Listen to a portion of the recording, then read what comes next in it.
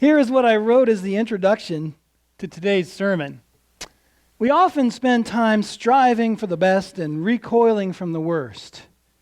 Meanwhile, life is what happens between the two.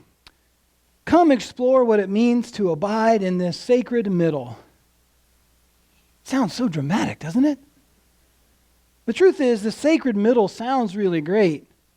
That's not what I typed. When I looked down at the page after coming up with that sentence, I'd been foiled again by spell check. It said, come explore what it means to abide in this scared middle. As my wisecracking high school English teacher used to say, paging Dr. Freud, the scared middle, the sacred middle, whichever feels right to you, that's what we're here to explore today. All right, so raise your hand if you've had the best week ever. Best week ever. All right, now raise your hand if you've had the worst week ever. Ever. Now a show of hands for meh.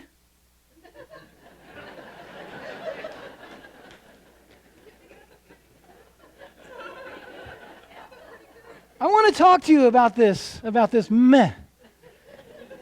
Now, in all seriousness, if meh looks like clinical depression, I want to say that is not a laughing matter, and I honor that very real struggle. But if you, like I do sometimes, if you find yourself just going through the motions, just showing up where you always show up, saying what you always say, and thinking those same thoughts, that, my friend, is not the sacred ground in between extremes. I want to draw a distinction between meh and this holy place described by so many of the world's faith traditions. The words of Richard Gilbert. He says, we live in between festivals of gratitude and joy, in between seasons of contrasting color, between floods of brightness and seas of whiteness. We live on a remote island outpost in fathomless space, between stars and moons and planets and void, surrounded by meteors, comets, rays, and nothingness, in which there is no right or left, no up or down, only betweenness. We live walking from city of birth to death, hoping along the way to see something of beauty, to touch hands with those we love, to give more than we get, to make some sense of it all. We live in betweenness. In betweenness. What an interesting way to describe the human experience, no? Neither peak nor valley doth reign supreme. Nope. It is in the between of the extremes that we spend our time and our existence. So does that mean that if we cannot achieve amplitude, if the high points of our lives aren't high enough, then have we failed? Is it worth it if we don't achieve our goals? That, my friends, is indeed hallowed ground for our beloved Eastern religious traditions, specifically today, Taoism and Buddhism. Now, our responsive reading earlier was from the Tao Te Ching. If you don't know it, it's a short text believed to have been written sometime around 500 BCE. Portions of it might go back as early as 4000 BCE. At any rate, the main body is attributed to someone named Lao Tzu, which literally translates as old young. It's thought to mean that he was a wise sage throughout his life. He lived around the same time Confucius was alive. Now, Tao means way, and De means strength or virtue or power, and Ching means book or tome or classic. So a reasonable translation might be the way of virtue book. Now, one story I've heard of how Lao Tzu came to write the Tao Te Ching is when he was an old man, 80 years of age or older. He was in a state of despair over all the war and social chaos and strife in China. So he decided that's it. He was going to check out. He was going to give up and just seek solitude in the wilderness. So, riding on a water buffalo, he began the long journey toward what is now Tibet. And at a pass on the western border of China, a gatekeeper recognized him. And he stopped him. He begged Lao Tzu to not go away without first recording his wisdom and his teachings before he left, so they weren't lost forever. Lao Tzu agreed to one final committee appointment at that moment and said, all right, fine. And he reluctantly agreed, turned away from the gates. And just a few days later, he came back with the 5,000 characters, which would become known as the Tao Te Ching. Then Lao Tzu passed through the gates, never to be seen again. Now I encourage you to pick up a translation of the Tao and read it for yourself if you have not. It's fascinating stuff. And as one Christian friend of mine puts it, brother, I make my living preaching from the Bible, so if you tell anyone this, I'll deny it. But the Tao, those are the holy words of God. Chapter 8 of the Tao says, a person of great virtue is like the flowing water. Water benefits all things and contends not with them. It puts itself in a place that no one wishes to be, and thus is closest to the Tao. A virtuous person is like water, which adapts itself to the perfect place. Their mind is like the deep water that is calm and peaceful. Their heart is kind like water that benefits all. Their governing is natural without desire, which is like the softness of water that penetrates through hard rocks. Their work is of talent like the free flow of water.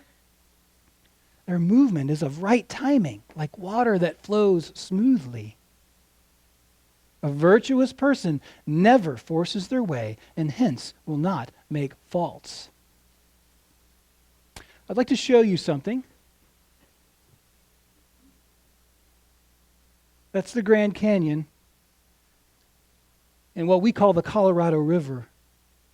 According to the Tao, the river didn't care about not making sufficient progress. It wasn't about success or failure. It wasn't about meh.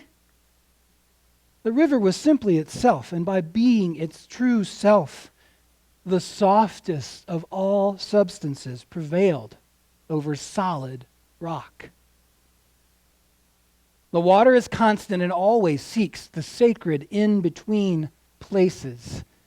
That is the power of the Tao. Now the thing is, you have a gift. You have a gift. And you have a gift. And you, and you, and you, and you, all of you, we all have gifts. There is something that only you can bring to this world. Do you know what it is? You might not, and that's okay. But have you taken the time to listen? Have you given yourself the love and respect that you deserve as your birthright? You might know what you're here to do. You may be a still small voice has always been with you, guiding the way. Or maybe you don't know yet. Maybe our fast-paced, consumer-driven culture has lulled you to sleep like it did me, and you haven't even ever thought to ask that question. But let me assure you that you have a gift that you can unleash. Each of us is capable of carving our own Grand Canyon, or unleashing our unique gift on and in the world. Pema Chodron says, the most fundamental aggression to ourselves The most fundamental harm we can do to ourselves is to remain ignorant by not having the courage and the respect to look at ourselves honestly and gently. Think about that. As Unitarian Universalists, our first principle is the inherent worth and dignity of every person. And yet, the most fundamental aggression to ourselves is that we remain ignorant by not having the courage and the respect to look at ourselves honestly and gently. You count in that regard, you know. Your inherent worth and dignity counts. We looked at Taoism, and now Children tells us from her Tibetan Buddhist perspective that by not looking at ourselves honestly and gently, we're committing a fundamental aggression. So let us remember to take the time, rather, to do the work we need to know ourselves. Let us uncover the gifts within us. With those gifts, we might abide the good times and the bad. Like the Colorado River, we might find that the path that is uniquely ours, and we might leave the world changed beautifully in the way that only we can. Now, in this process of discovery, we will undoubtedly find things that delight us and uglier things that chafe us and irritate. We might find ourselves, for instance, artists and racists. I might find myself a gifted scientist and a bully. Remember Children's words.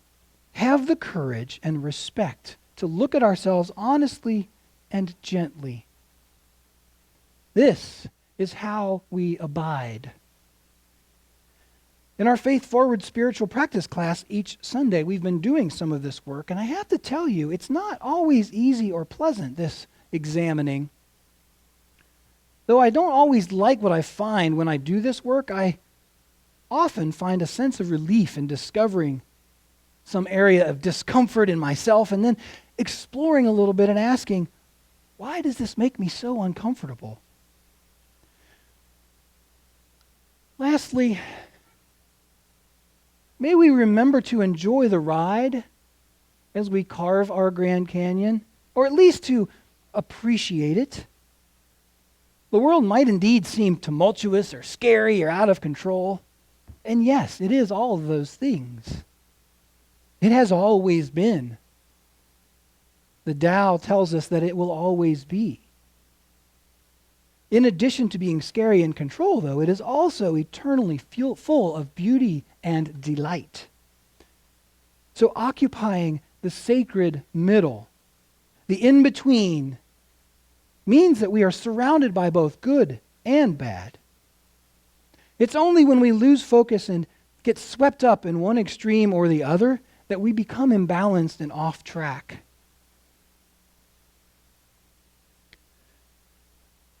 Something is formed in the chaos which existed before heaven and earth. It is quiet and profound. It stands alone and alters not. It revolves eternally without exhaustion. It is regarded as the mother of all things. I do not know its name except to call it Tao. When forced to give it a name, I would call it the Great. Remember that while you are unique, your gift is unique and beautiful, also, there is always and forever going to be tumult. There is always and forever going to be beauty. If you find yourself caught in a bramble and torn by thorns, stop struggling and remember to look around. There are likely to be sweet, juicy berries all around you if you take a moment to just look for them. If you raised your hand or if you wanted to, when I asked who'd had the worst week ever, you're not alone. You are not alone. I can't make your worst week into your best week. But as you're suffering the bruises and cuts from falling over life's rocks, I can remind you of some words that help me from time to time from Rodgers and Hammerstein. To laugh like a brook when it trips and falls over stones in its way. To sing through the night like a lark who is learning to pray. May we be like that brook that will someday carve its own Grand Canyon. We can't help tripping and falling sometimes, but by God, we can laugh as we go toes over tea kettle down along our way. I titled this sermon Between Extremes as if we have some clue what those extremes are, or even when they're going to arrive. The truth is, in this month of exploring the theme of abiding, I've wondered just how to do that with all the challenges that face us. It feels like I've got a Grand Canyon to dig, and I've just been handed a thimble. A thimble. Where do you even start?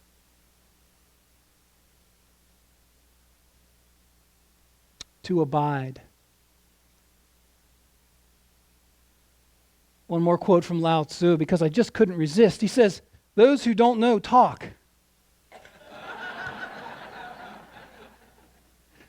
Those who talk don't know. Close your mouth, block off your senses, blunt your sharpness. Untie your knots, soften your glare, settle your dust. This is the primal identity. Be like the Tao. It cannot be approached or withdrawn from, benefited or harmed, honored or brought into disgrace. It gives itself up continually. That is why it endures.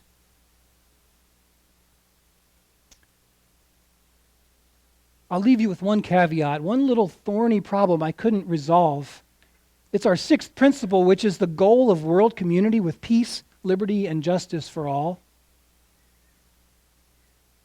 So, with all of this just sort of abiding and flowing like water and just searching out whatever comes, does that mean that we should somehow not strive for peace, liberty, and justice for all? I don't think it means that, because we are here in community dedicated to working toward that goal. I'm simply settling with reminding myself and all of us that we might envision a new Grand Canyon of peace, liberty, and justice. We cannot possibly imagine what it might look like long after we're gone. It doesn't mean we don't strive. It just means that we remind ourselves that strength can look at times like weakness. Long-term success can look like short-term failure.